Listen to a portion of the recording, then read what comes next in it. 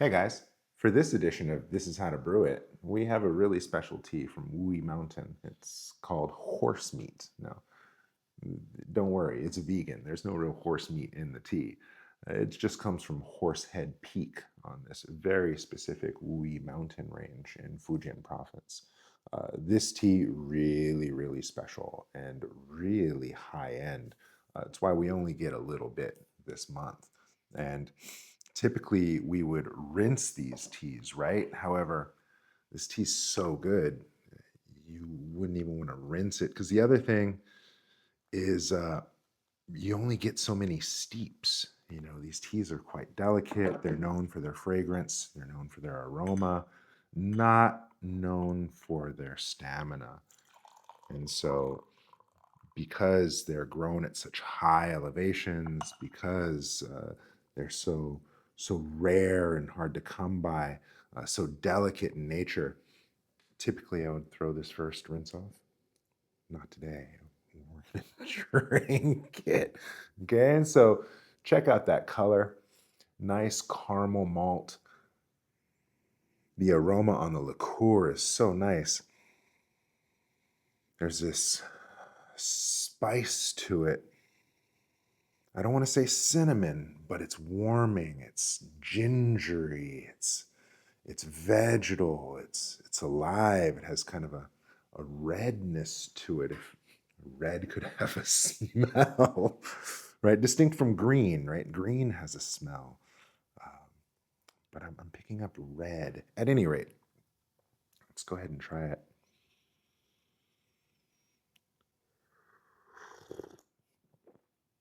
Oh man. Oh man. That really hits the sinuses. Oh, that's going to be so good for sniffle season. Wow. It's hard to describe the spice. It has a hint of cinnamon, has a hint of ginger, there's a bit of peppercorn, but it's not spicy, it's aromatic and it's warming. Oh, so nice. And then now with what we call the hui gan, the returning sweetness. I've long since swallowed, I've long since tasted it, I've long since settled and appreciated, but now an aftertaste is arising. The hui gan, the return of sweet, and it's very minerally. It's You can almost taste the granite rock of the mountain side, and wow, that's nice. Okay, yeah, we're not going to rinse this first. We're going to drink it straight away. My goodness. The other thing to note here is that I usually will drink the tea a couple times before I create one of these videos. However, again, there's only so much. So this is kind of a first run, if you will. So we're freestyling right now, so to speak. And what a delightful brew to freestyle with. So we talk about the notes. Now as for the chi experience, if you will, the chi feel. Again, all of this sinus space is open. There's this fullness. It almost feels like a Dracula cape. You got this kind of big, lofty thing that comes up, right? It's a wonderful sensation. It kind of invites me to, take big, full, deep breaths again with those peppery aromatics, that kind of spicy nature. And then with that, I get to enjoy all the mineral notes. Wow. Oh my goodness. Okay, I understand why this stuff is so expensive. My goodness. Mm. All right, let's go ahead and do a round two. Now, I'm using my porcelain Gaiwan here. I'd probably also do well in a pot, right? If you have a clay pot. However, with these distinct aromatics, you'd probably want to dedicate a pot to them. However, I don't know, it's a really unique flavor profile. you know, up to you. Up to you. I'm doing it in porcelain. All right, so here we go. 200-degree water around the rim so as not to agitate. Steep no more than a moment and then immediately pour it right off. I'm blanching these leaves. Not bad. Wow. Mm. It's like smelling a rock. Like a rock in a meadow, you know. And you got all these like wildflowers around, and but it's moist, it's woody. Oh, that's so nice. Okay, let me catch these leaves. Mm.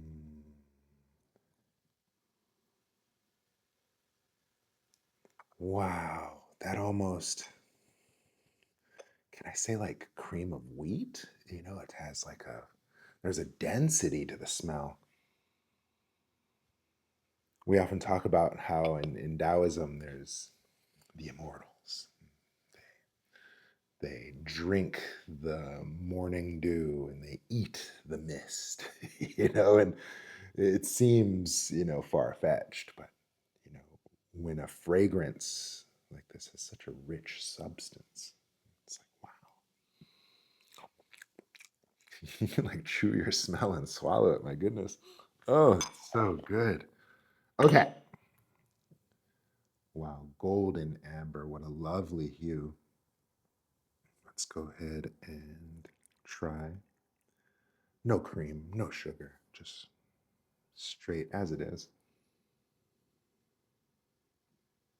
It smells clean. If you've like ever watered the sidewalk on a hot day, it's kind of a waste of water.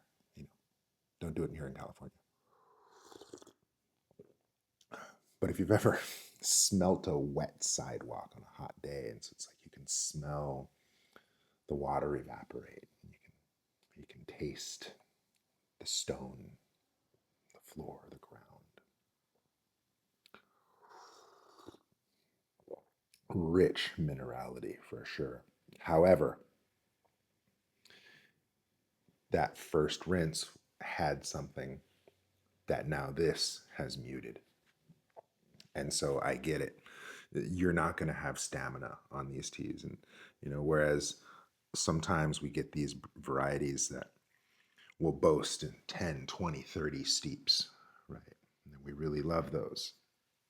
However, this is going to be better suited for like an after dinner, you know, like a special occasion, hosting guests, you know, maybe like an intimate thing where you can really sit down and appreciate something, and then maybe have it amidst like what do they call those when you get a whole bunch of beers? You taste all the different beers, right? A float, right, or something like that. No, that's a root beer. Anyway, but it'd be nice as like a sampler or something. You know, you can taste a variety, or just appreciate on its own. However, short-lived, you know. And so, here we go.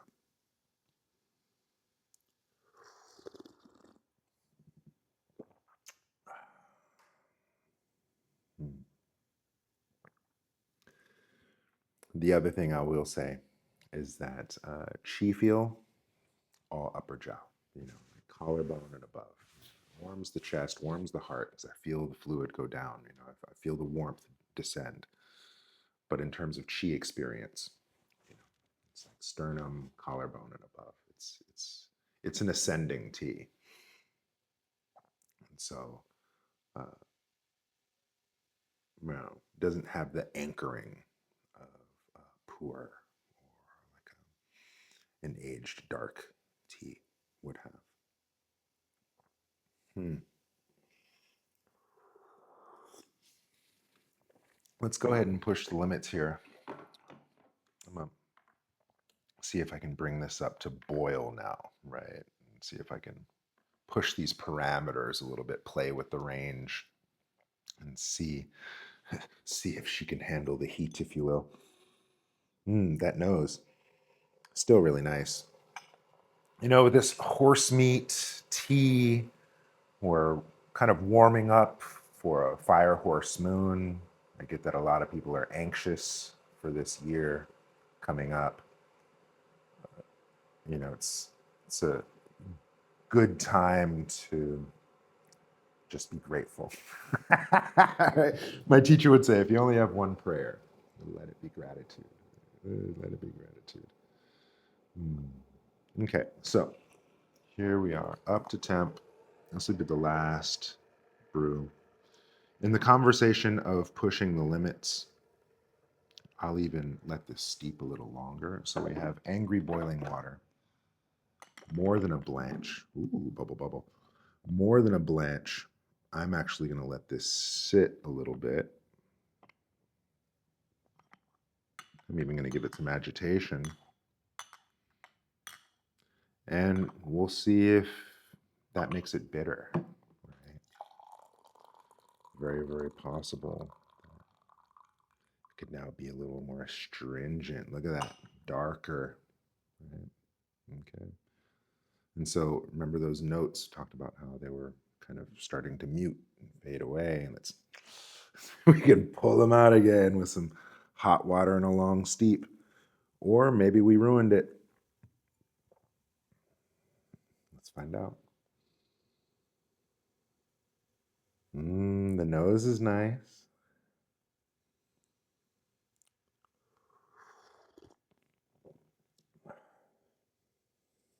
And it's still smooth. Wow. Gotta hand it to you, Sohan. You got a palate.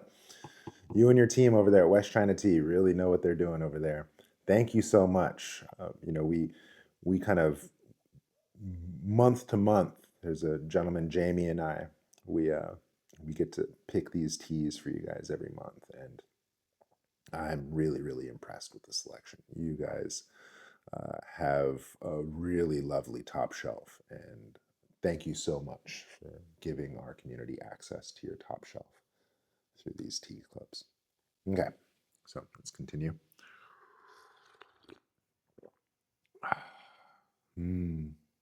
Okay. Now less in the front. I'm getting it more in the back towards my shoulder blades. However, all quite high. I'm not getting the anchoring, um, which is quite nice for teas this time of year. Here in the winter, we want to sink and settle, whereas spring, summer, that's more of a time for being a little more flighty and airy. But here in the winter, we want to sink. So again, this is going to be really nice to kind of serve as a dessert tea or something for guests. But I don't know if it'd be appropriate for cultivation this type of year. Mm.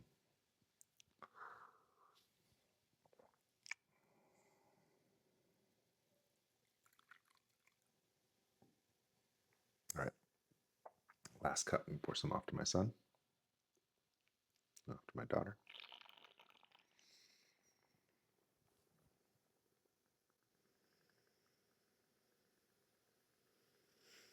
Mm.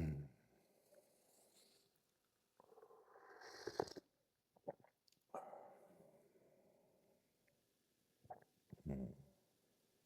Yeah, there's a dry mouthfeel, but the aromatics, the dry mouthfeel encourages you to kind of lick your palate, and that's when you taste all of that after sweetness, all of that minerality. Really quite nice. Horse meat, delicious. I get why it's called horse meat, because the density of it, the weight of it all. Mm. Oh, now super minerally. It smells like a rock. It literally smells like I have my face in a bag of gravel. It's wow, but sweet at the same time. Fascinating. You know, Another thing to note about these poetic names is it shows up a lot in the martial arts as well, and the medicine even too. And what's interesting to note here is how, the practice in and of itself has structure. The practice in and of itself is very regimented and there's a protocol to it. And so that could be considered very left brain logical. And then so when you tie in this creative element, this animistic element, this kind of spiritual element where you start to describe your environment and your interactions with wildlife, now I'm bringing this kind of right brain creative aspect to complement the left brain logic. And now this protocol of service is imbued with spirit. It's really quite nice to kind of have this left brain, right brain, yin yang, holistic experience available. Just something as simple as serving your friend a warm beverage.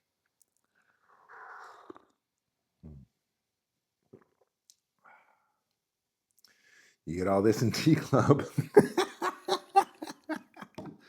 We'll put a link in the description. You can join us next month. Cheers.